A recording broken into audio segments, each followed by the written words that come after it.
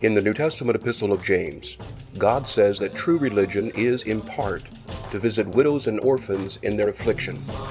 One place in the world where such ministry can be found is in the nation of Zimbabwe.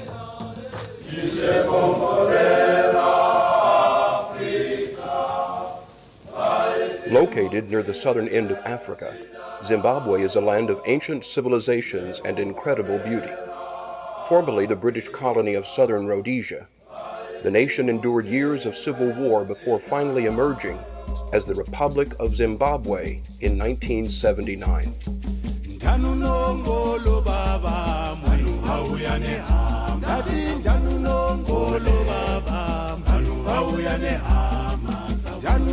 Beginning in the Hippo Valley region, the original Mashoko mission has now expanded throughout the southern portion of the country.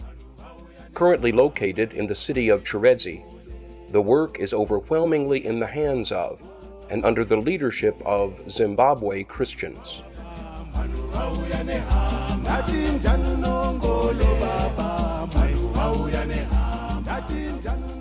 Driven by the AIDS crisis and made only worse by the collapse of the nation's economy, the current life expectancy in Zimbabwe is less than 39 years.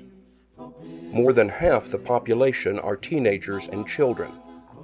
Nearly a third are under the age of 10.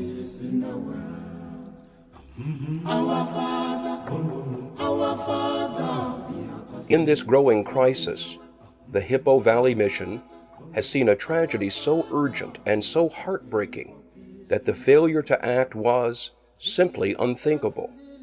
This is the crisis of the orphans of Zimbabwe.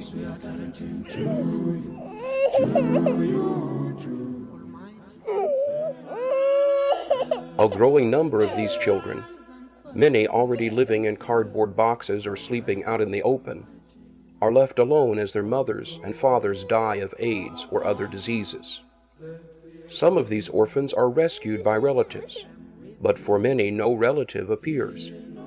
These become at best orphan wards of the state, or much more often, they simply slip through the cracks to live and all too quickly to die on the streets of Zimbabwe's towns and cities.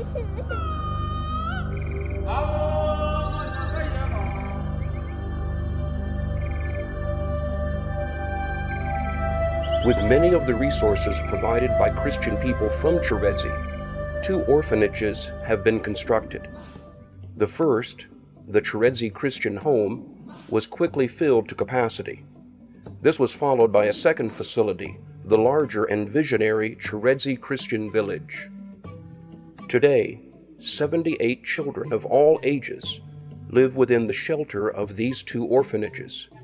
The second site, the Chiredzi Christian Village, was constructed to allow continued expansion to 8 separate homes, each housing 10 children. In each of these 2 capable Christian women, one called mother and the other aunt, live and serve, providing love and nurture for each child.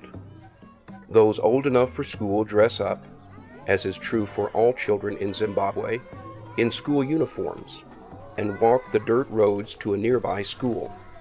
Here they sit in what Americans would consider primitive classrooms, to receive what is still acknowledged to be one of the finest educational programs in Africa. Based on the British school system, children are educated from the first grade through what are called O-levels or high school. Many go on to A-levels, roughly equivalent to the first year or 2 of college, and a number will receive scholarships to attend universities in Zimbabwe, South Africa, or Great Britain. These children will grow up in a world of stark contrasts, surrounded by unbelievable poverty and economic chaos, and sitting in classrooms that often have no electricity. They will go to school proudly wearing clean, even if well-worn uniforms. They sit under well-educated teachers, whose professional dress would be rare in American elementary and high schools. Discipline, respect, and high academic demands have remained unchanged, even though for these children, academic achievement offers no promise of freedom from poverty. Winning souls to Christ is still central. Many of the older children, in fact, have already decided to give their lives to Christ and be baptized into Him. Not only the children, but adults have also been impacted for Christ by these orphanages.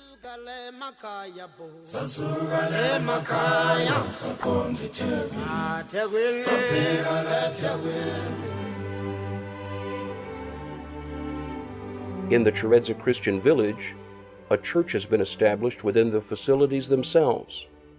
The church's preacher is also the orphanage's administrator. People from throughout the neighborhood gather to hear the Word of God and worship, sitting right alongside the orphans. The love of God preached is reflected in the love of God in action.